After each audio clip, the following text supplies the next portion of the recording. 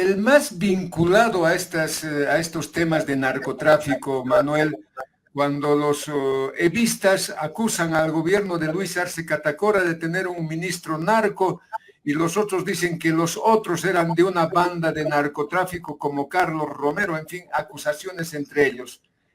¿Cuál de ellos ha tenido mayor vinculación o ha estado trabajando con el narcotráfico? ¿Los del lado de Evo Morales o Luis Arce Catacora? Todos, pues, todos, y todos están vinculados, ¿no? Por eso uno de mis libros, que es Narcovínculos, ahí detallo una cantidad impresionante de autoridades estatales que en el gobierno de Evo Morales estuvieron vinculados, no solo ministros, sino han estado vinculados a alcaldes, diputados, ¿no? Y también postulantes, ¿no? Una cantidad muy grande. Y también nosotros en su debido momento hemos denunciado el vínculo de algunas autoridades judiciales. ¿Te acuerdas del coronel Medina, por ejemplo?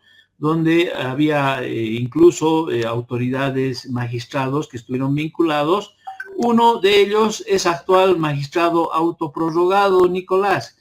Con eso te doy el dato y si quieren, compren el libro, si quieren conocer un poco de la historia. Entonces, por supuesto que cuando llega el gobierno de Luis Arce, y como este es un estado narco, entonces tiene que haber pues un relacionamiento oficial desde el estado con el narcotráfico, y eso se lo hace a través del Ministerio de Gobierno y la designación del viceministro que hace las labores de control social de la hoja de coca. Hasta antes de Luis Arce, bueno, con Luis Arce también ese viceministro lo ponía el Chapare. Ahora está Mamani, durante muchos años fue Cáceres, ¿te acuerdas, no?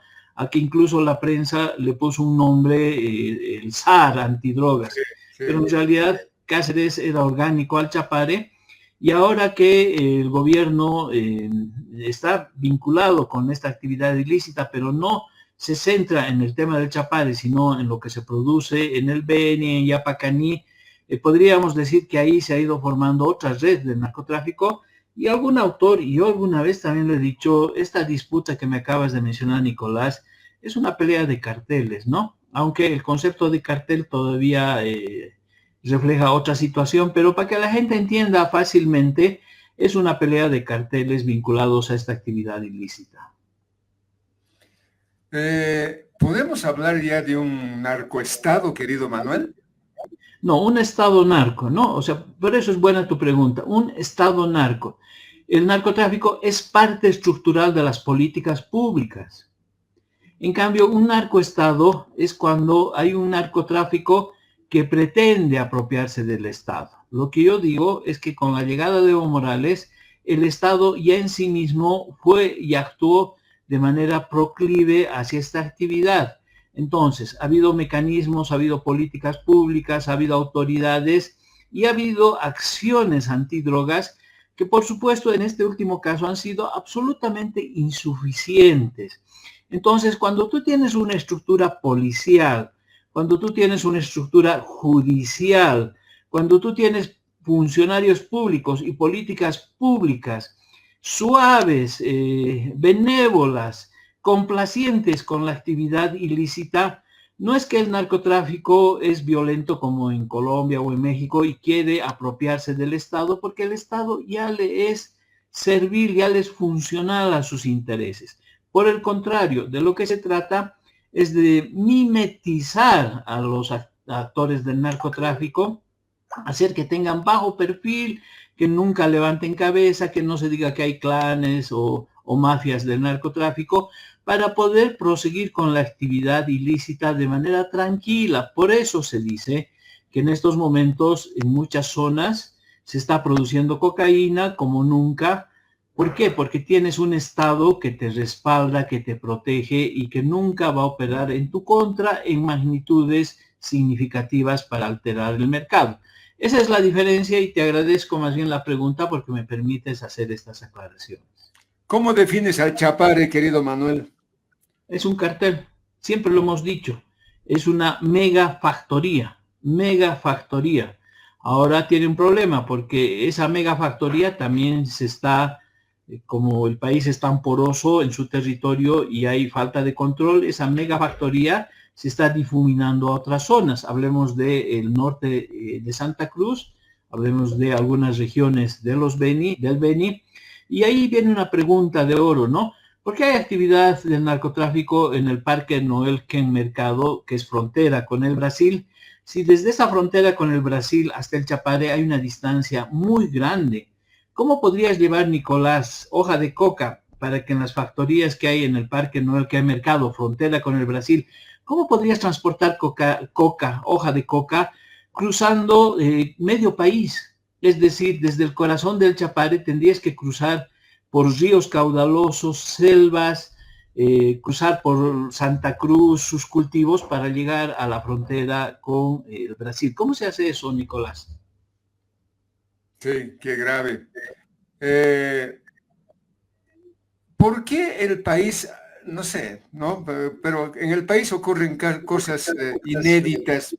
Evo Morales Ayma, siendo presidente constitucional del Estado plurinacional, fue también presidente de las 6 federaciones del trópico, querido Manuel.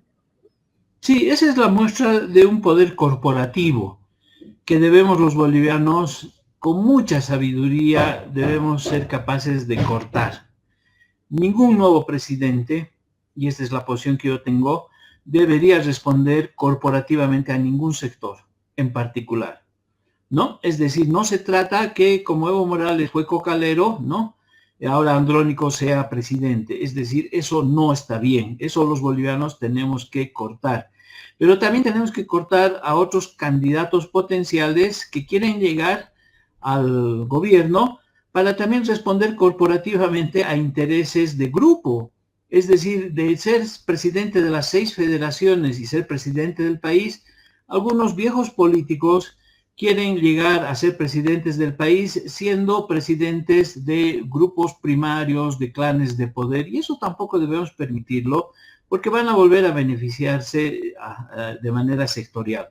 El próximo presidente, ojalá la próxima presidencia, hablaremos más indeterminadamente, sea neutral, que se ponga al servicio del país, de los intereses de todos y no de un grupo corporativo en particular. Ahora, lo peor, lo inexplicable es cómo Evo Morales Ayma, desde la presidencia, sabiendo que el 80 o 90% de la coca del Chapare que iba al narcotráfico, ¿cómo legaliza esa producción de coca, querido Manuel? Bueno, ha habido varios pases mágicos que han querido hacer, ¿no? Lo primero, votar a la DEA para que no exista una instancia de control interna, aunque la DEA responde a Estados Unidos y, como te dije, el mercado del narcotráfico está más vinculado ahora hacia el sur. Lo siguiente que hicieron fue renunciar o salirse de la Convención de Estupefacientes del 61 y volver a ingresar con una cláusula de que Bolivia se reincorporaba a la Convención de Estupefacientes, pero con una cláusula que indicaba que se iba a consumir, se iba a pichar la hoja de coca, y eso fue aceptado a nivel internacional. Es decir, empezaron a decir que la producción de la hoja de coca era para el picheo y que el picheo era muy masivo, muy grande, ¿no? El tercer aspecto fue este de generar una política de industrialización que nunca se hizo. Ni Evo Morales con su industria fallada en Villa Tunari, ni Luis Arce con su industrialización de la hoja de coca para producir hoja machucada lo ha logrado hacer. Entonces, esos han sido algunos pases maravillosos. El otro tema fue intentar bajar la ley 1008. Y para bajar la ley 1008 se elaboraron 3 proyectos de ley. La 906, que solo tiene tuición sobre la hoja de coca y ampliaron de 12.000 a 22.000 hectáreas, ¿no? La 913, que que tiene tuición sobre los bienes incautados, un botín fabuloso en el cual el Estado se beneficia de los recursos incautados al narcotráfico, por eso te hablo de Estado narco. Y finalmente la ley 1005, que era el código del sistema penal boliviano, donde se imponían sanciones más suaves a los delitos del narcotráfico. Esta ley fue abrogada por la movilización que hicimos el 2018, saliendo a las calles con los médicos, y ha articulado el CONADE para pelear contra la criminalización de este código del sistema penal boliviano.